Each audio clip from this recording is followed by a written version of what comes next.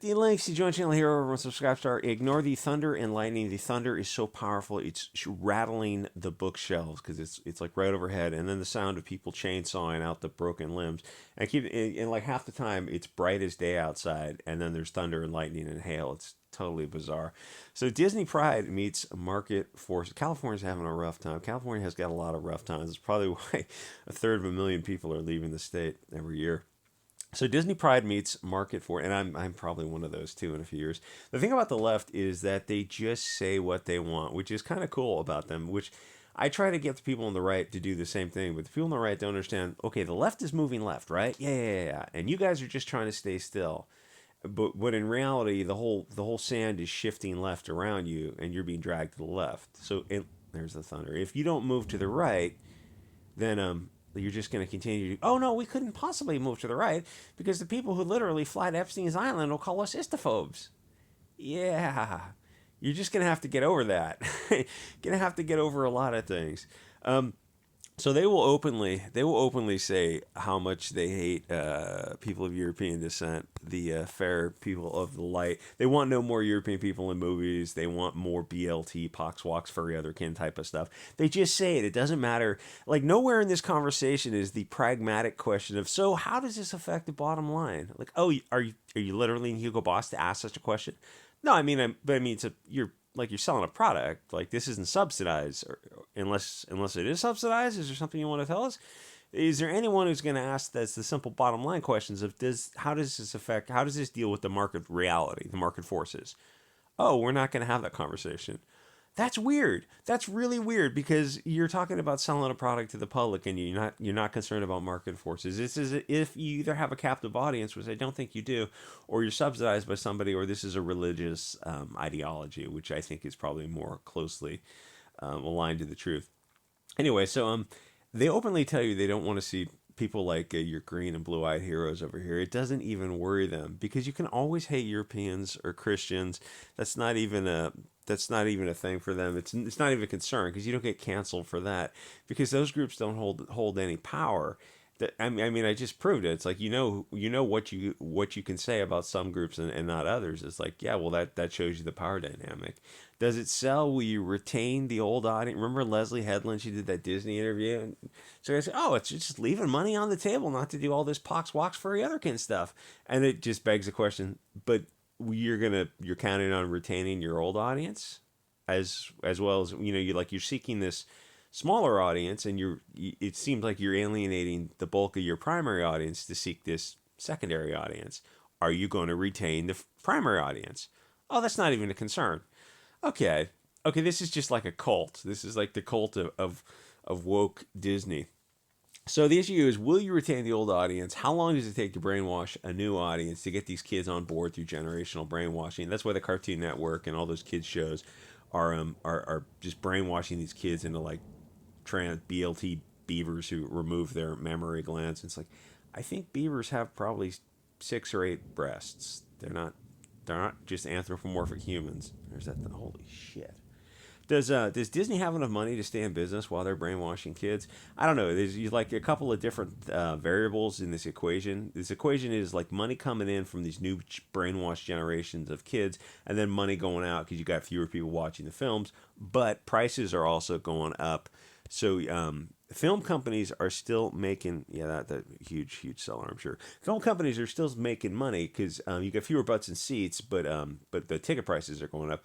But some of them are starting to read the writing on the wall, and there's an issue of infrastructure because if the physical theaters go out of business, you don't want. It's like kind of the thing that happened to the comic book shops, where suddenly you either got fewer and fewer comic book shops, or they changed their business model to selling manga, toys, collectibles instead of the actual American comics because they're freaking horrible, absolutely horrible. I think Diversity Comics just did a video on that. But I like calling them that because if you still search that name, it comes up with this channel. But fewer people are watching films. Watching films opens them up to more risk. You'd rather have 100 people supporting you at X amount than having 50 people at twice that amount. Then you got older people who are leaving Hollywood, but Hollywood, and there's a lot of people in the comments who are like, yeah, a few years ago, it's after somewhere within the past 10 years, they just looked at Hollywood and realized, oh, there's just nothing in it anymore. It's like it's changed so radically that you have irreconcilable differences with the people who are making product now. Very few movies slip through the cracks. It's like it's not worth finding out, oh, which movies are woke, which movie, oh, this movie's not that woke. It's like, I just can't see any woke now. So Hollywood is hoping to get more younger audiences in to brainwash them into the BLT stuff, which honestly is a tough sale for people. Replacing the Euro characters is probably fine. You're always going to be able to sell some kind of Luke Cage, Wakanda type of stuff, but the BLT stuff is just not going to work with most people. Disney puts this BLT stuff on screen, but they edit it out for the foreign markets. Well, why not just make the edited versions available domestically?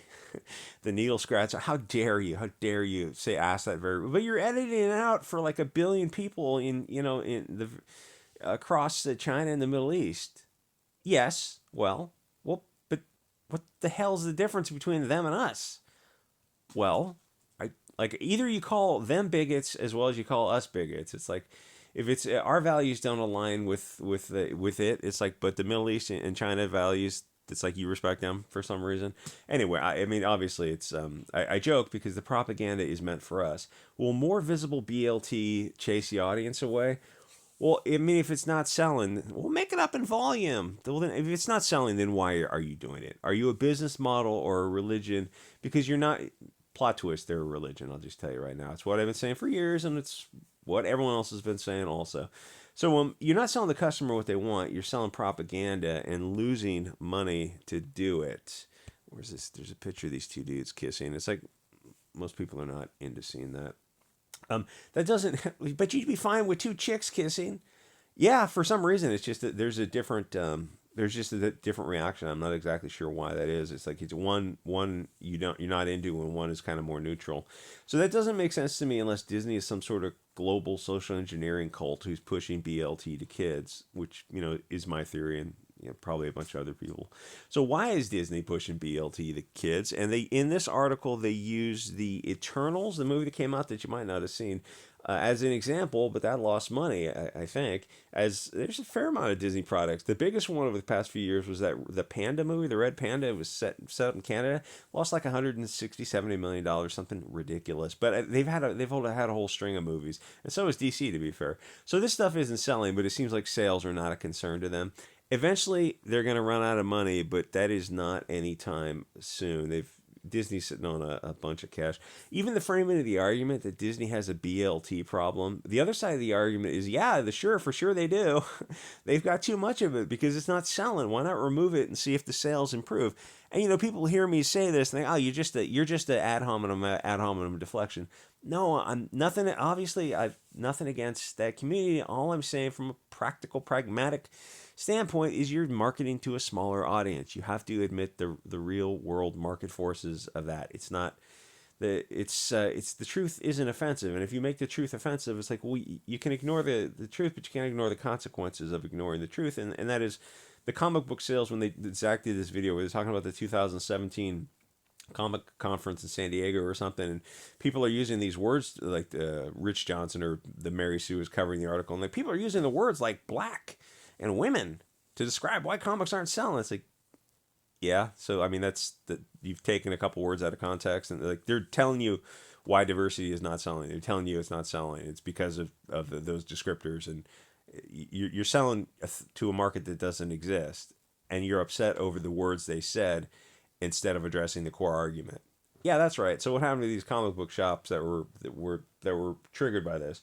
Oh, they've got a GoFundMe now because they're going out of business. Oh, okay. Well, I mean, yeah, that's good. Good luck with that. Anyway, my point is, why not remove this kind of stuff and see if sales improve? And it's like, it's the meme of the guy on the second story building just saying the one reasonable thing and getting tossed out the window because that's just not going to happen.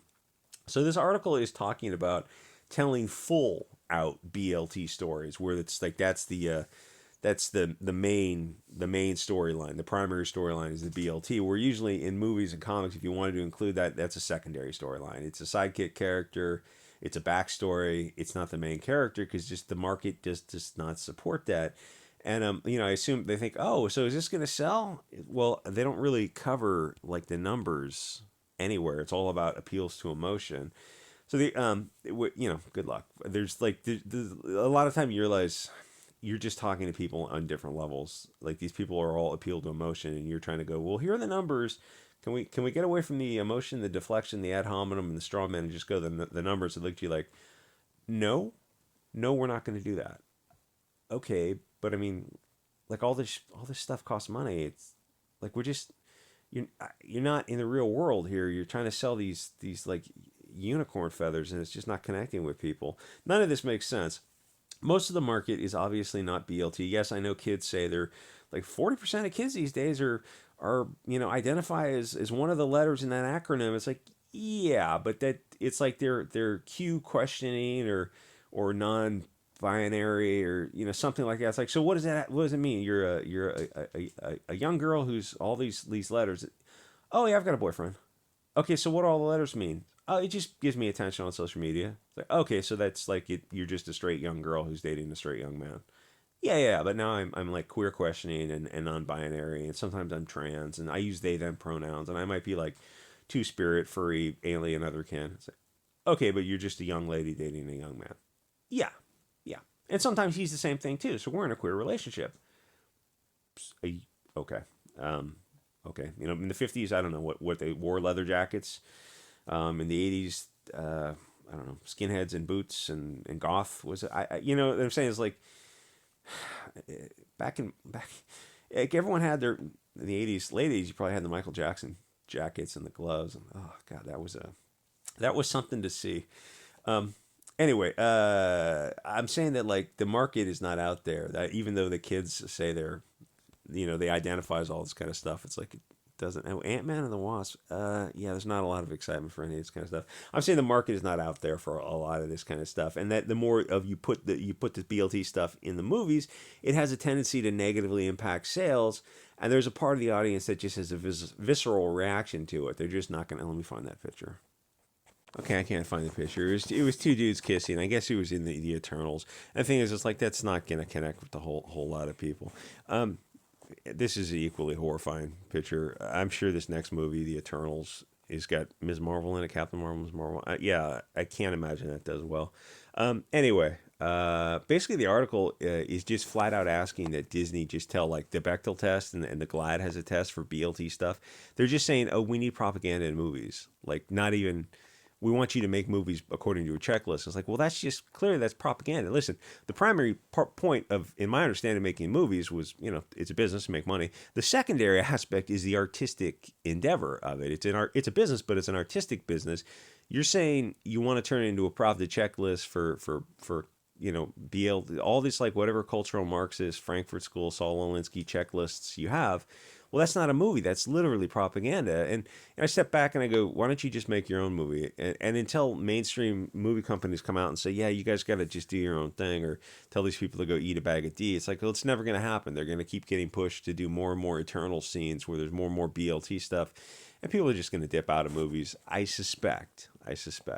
Unless they can brainwash the kids early enough with like the Cartoon Network to get the kids so brainwashed into BLT stuff that they support this industry. I don't know. It's like these two things are fighting against each other. Money out of the industry and new brainwash money coming into the industry. Anyway, like, comment, subscribe. I'll see you guys all next episode.